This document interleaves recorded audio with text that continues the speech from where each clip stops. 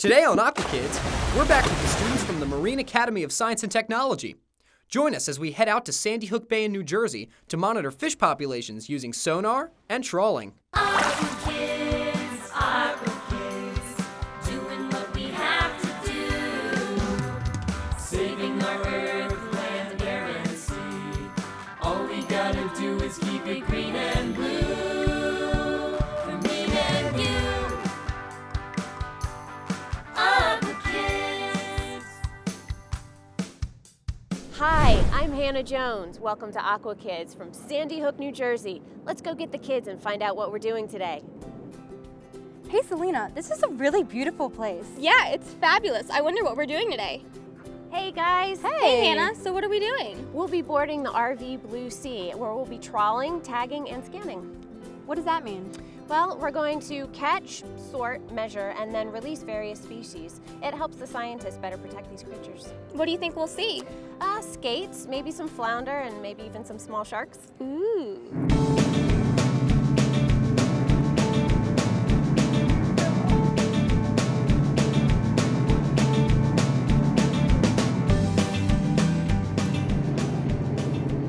Hey, Professor Nichols, what are we up to? Good morning. How's everybody doing today? Doing well today.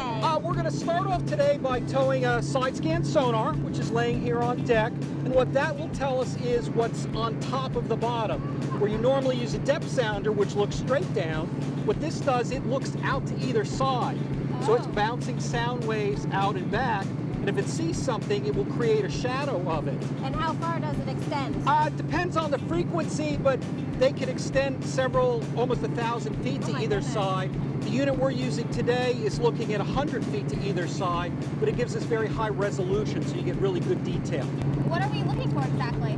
Today what we're going to do is, before we trawl the net across the bottom to catch fish, we're going to look to see whether there's any obstructions that the net might hit. But we could also look for shipwrecks, lost objects, sand features. So what would a typical obstruction be? It could really be anything. It could be an old anchor, it could be a pile of rocks, it could be a piece of a wreck that we didn't know what was here. Sometimes you just don't know. Interesting, and then obviously living creatures as well. Yeah, you can see fish up in the water column, you can see whales or dolphins if they swim within the beam length and stuff. Cool. So. Now it's time for Aqua Quiz with your host, Drew Cruz. I'm your host, Drew Cruz. And now it's time to test your knowledge with Aqua Quiz. Sandy Hook Bay is part of the Gateway National Recreation Area. The Bay Area is home to hundreds of species. Do you know what marine mammal makes Sandy Hook their winter home? Is it A, sea lions, B, otters, C, dolphins, or D, seals? I'll have the answer after the break. Do you know what marine mammal spends its winters on Sandy Hook Skeleton Island? The answer is D, seals. Sandy Hook seal visitors are harbor seals. They can be found sunning on the beach from December through March. I'll have another Aqua Quiz next week. Hey guys, I think we need a new mic. This one's not working. Welcome back to Aqua Kids. Come on, this is Liza Baskin, and she's going to teach us about otter trawling. Hey, how are you? Good, how are you? Welcome aboard the Blue Sea. We're going to be doing an otter trawl today for you guys so we can catch some organisms and see what's out there in the bay. All right, you got it? Let it come to you. Good job, it's going fast. Be ready. Got the doors? Ready? Count it off. 3, 2, 1. Drop them. Eyes back here. There's 200 meters of your net to come in, so it's going to be a little while to get up on deck. We tow 200 meters out because that's the national standard for a ground fish survey. That's so we can compare our data to other people's data across the country. The data that we collect today, we actually report to the DEP, New Jersey Department of Environmental Protection. They use that data to determine what sizes of fish can be caught. Like all these fishermen out here are after flatfish, in particular summer flounder. And so they use the sizes that we catch to make determinations about what regulations so people can decide what type of fish you can catch, but still not damage the species. Flatfish? Oh, that's a flounder. I heard you mention about the flounders. We actually have two major types of flounders here in New Jersey. Most people call them summer flounder and winter flounder because when they're in the bay. But if you're really from New Jersey, you call a summer flounder a fluke. And it's neat. We'll show you when you pick them up. The fluke have their mouths on the left side, and the summer flounder, the winter flounder have them on the right side. So you'll be able to tell which is which. Flutes or fluke? Fluke, like the flippers of a whale. Oh. So when this gets up on deck, things get pretty chaotic because we want to get the fish measured and tagged if we're going to tag them, identify the species, and all of that is stressful for them because they're out of the water. So by that time, we're going to have to work really quickly so we can save them. Save the fishies! All right, April's coming up. Ready? Keep it coming, Deb. Good, drop it right there.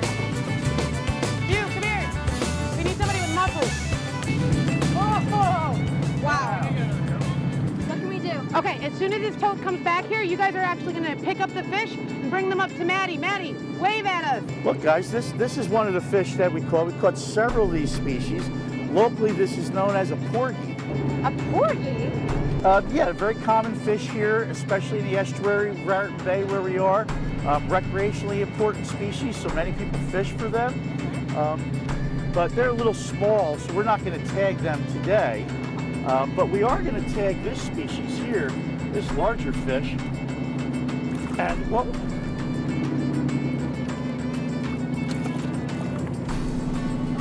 So this fish is known as a winter flounder. And actually these guys live here in Raritan Bay in the winter, and they spawn in the rivers around St. Patrick's Day in March. This time of year, they're heading to their summer grounds. They'll go out to the edge of the continental shelf, about 300 feet of water, and they'll come back in October. So if you notice, the eyes on this flounder are on the right side of the fish. So that's one of the ways I know this is a winter flounder and not a summer flounder. Wow. So let me show you. They swim sideways? Yes, these fish, they lay flat on the bottom and they swim sideways. And here's another winter flounder, a little guy. These guys mostly, they eat shrimp, and they actually eat clam siphons as well. So clams that are buried in the water, they'll grab the siphon and actually spin like a crocodile and snap the siphon off and eat it. But so these guys are headed offshore. They're about a week or so. They'll be 80 miles east of here, 300 feet of water. This is really great. What else do we have? What's that? We have porgies. We caught a lot of mussels. What's that? This is spider crab, very common here in the bay. And they get much larger than this. This is a little one. That's a little one? They can be very large. I see. And here's a neat juvenile fish. Oh, that's a crab. This is a rock crab or a Jonah crab. Ow. And here's a neat fish. This is what we call a juvenile fish. This is called a butterfish. And it'll get a little bit bigger about that. And we caught him here in the estuary. As adults, they'll be out in the open ocean. Is that a shark egg sac? Not technically, but it's actually the egg sac of a skate. And what did you call it? A mermaid purse. Correct you are. This is a mermaid's purse. And this is actually the egg sac of the clear-nosed skate, which is technically a member of the shark family, shark skates and rays, cartilaginous fishes. So this is a northern moon snail. This animal is actually a predator. Did you guys ever see a clamshell on the beach that has a hole in it, a really circular hole? These guys are predators of clams. That little thing? Yeah, this little thing. Because snails have a sharp tongue called a radula. And they'll get on top of a clam and they'll just keep drilling their tongue in a circle until they drill a hole right through the clam. And they'll eat the clam right out from inside his shell. Now here's also a moon snail. What's in here in this shell? A hermit crab. Nice, yes. There's one coming out of his shell right now. Now these are two different moon snails. So we have the northern moon snail, and this is a lobed moon snail. Do you see that right there? Yeah. So they're actually two different species of moon snail that we have locally here in New Jersey. Guys, I think we should go tag some of the winter flounder that we got. And who knows, we might hear back from them next week, 2 years, 5 years from now. Let's go do that. So let's go do some science. Awesome. fun with the Aqua Kids when we come back. Welcome back to Aqua Kids. Before we get back to the kids on the boat, I'm here with Liza Baskin from MAST. Tell us a little bit about your school. Well, MAST is a 4-year public high school, really the Marine Academy of Science and Technology. We take kids from all over the state of New Jersey who are passionate about marine science, kind of like the Aqua Kids. They come here to learn about marine research, marine technology, and we kind of do all these things you saw on the boat today. Great. So what are we doing now? Well, first we're going to get a length on this fish, on this winter flounder, and then we're going to fix this tag to it, and we're going to release him as quickly as possible. So I'm going to quickly put the tag in the fish. Ooh, does that hurt? Well, when you got your ears pierced, did it hurt? Okay, a little, not so much. A little, but so now this winter flounder is tagged. It's 17 inches, and we are going to release this, and this guy's going to swim offshore, and maybe we'll hear back from him a year from now. Do you want to release this fish? Sure, just toss it overboard? Yeah, right overboard. All right. Back into the sea. Bye, little buddy. See you later. Good job.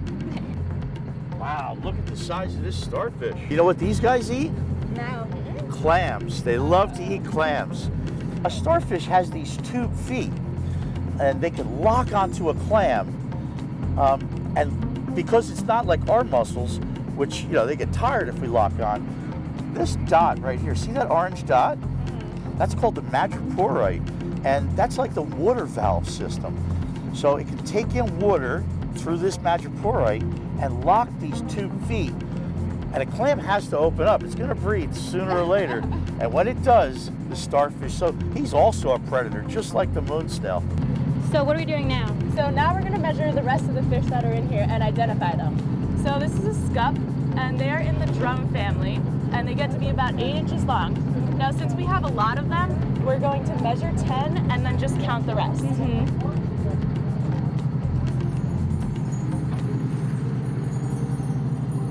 So we're going to measure him from the tip of his nose to the tip of his tail. So that's about 13 centimeters rather. Scup, 13 centimeters. How big are they normally? Well, the biggest they can get to be is about 8 inches, but this is typically the size we see here. So about 5 inches, 6 inches. Why do you guys wear gloves? Well, we wear gloves because first off, it protects the fish. It doesn't deplete their slime coating. And second off, it protects us if we're handling any kind of fish, like if we catch a dog shark or anything that could bite us.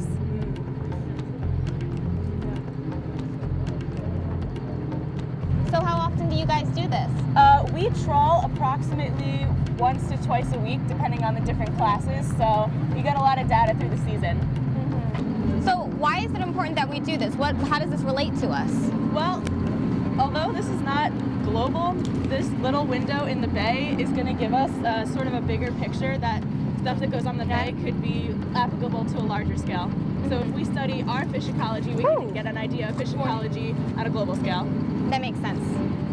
This is so cool. These students get to be out here on a boat instead of in a classroom at school. So Maddie, how did you get to do this? Well, the reason I get to be out here enjoying this beautiful day instead of being in class is because I go to MAST.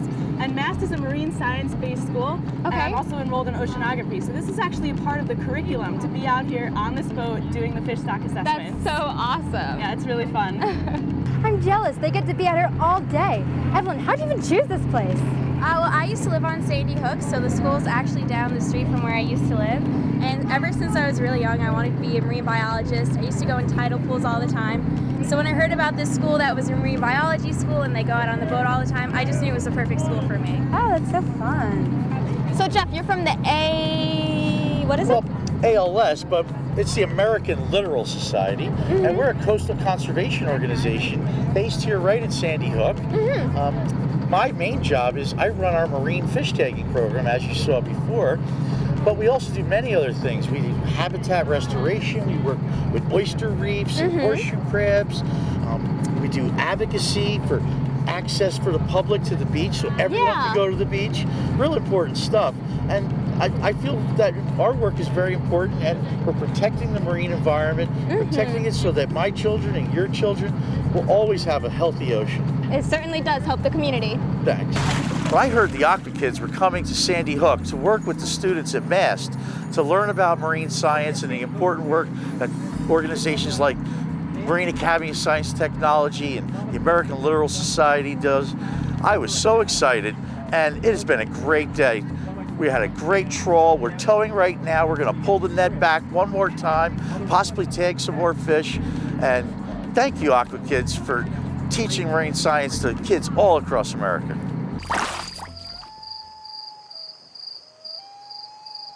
Oh, hi. I'm so glad you're here. You know, it always excites me to meet young people who love to protect the earth as much as I do.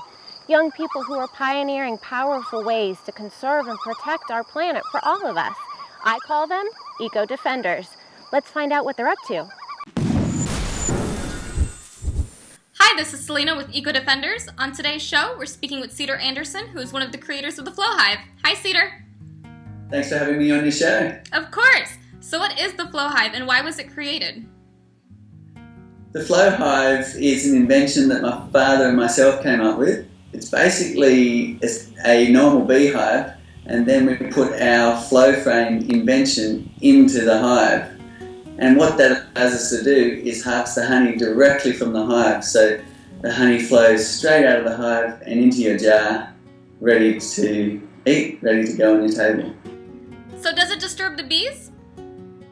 So we've designed it all the way to be as least disturbing to the bees as possible. So what we give the bees is a partially made comb. The bees then cover that all in wax. They draw their own wax out from the flow comb and then seal the honey in with their wax capping, just as they normally do with any other honeycomb. Now, what that means is when we harvest the honey flows directly out of the flow frame, this end here, while the bees are standing on their wax capping, and they actually hardly even notice. You can be right at the back of the hive watching the honey flow out and watching the bees walk around on the surface of the comb doing business as usual. The old way of harvesting was a long, labour-intensive labour of love, and I did it for years and years. I used to sell honey to the local shops, and it was hard work. It was really hard work. What are your goals for the Flow Hive? We started off with a dream of creating a community of beekeepers all around the globe and really increasing the popularity of beekeeping. And we're happy to say that happened way faster than we expected. We're getting pictures every day of people having fun with the beehives and harvesting honey and learning lots about bees. So we want to keep going on that path and keep educating and keep learning with the whole bee community. Why are bees important to the environment? So bees are really important to the environment and us as humans. There's so much of our food that is pollinated by bees. Without the bees, we are in real trouble. We do have a food supply issue if we have no bees. And it's not only our cropping food, it's also the whole ecosystem that relies on pollination. What message would you like to leave with our youth viewers? Becoming a beekeeper is more about the whole ecosystem and the environment around us. It's not just about bees, it's not just about the honey. It's about learning to interact and connect with the natural world around us. And I think becoming a beekeeper, it's just a fantastic way to really take a look at what's happening around you and connect to the natural world around us. This is Cedar Anderson, one of the creators of the Flow Hive. You're watching Aqua Kids. Cool. Wasn't that amazing? Okay, now it's your turn. If you or someone you know is doing something remarkable to help our planet, let us know about it, and you could be our next eco-defender. I gotta go. Want to keep up with our adventures? Follow us on Twitter and Facebook.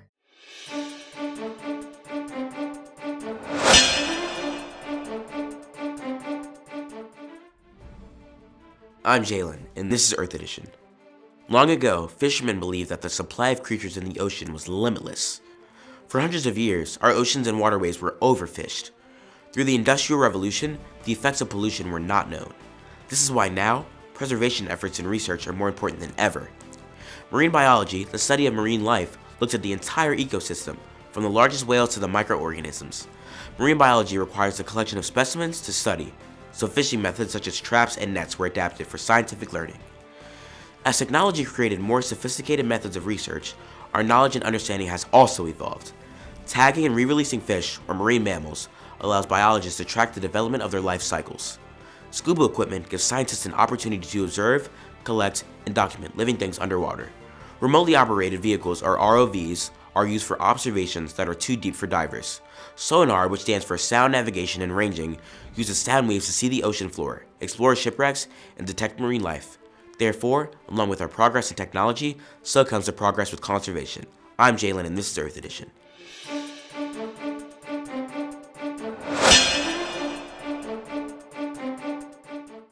Today was a good day. Okay, so that was really fun. Yeah, it was. So, what did we learn today? I learned today that it's important to scan and tag fish. Who knew? And I learned that trawling is netting and that there's so many different species out here in the Sandy Hook area. Fantastic. A special thanks to Captain Jay Andrews. Remember, it's up to you to keep it green and blue. Protect our planet. We'll see you next time on Aqua Kids. Bye! Aqua Kids, Aqua Kids, doing what we have to do. Saving our earth, land, air, and sea. All we gotta do is keep it green and blue.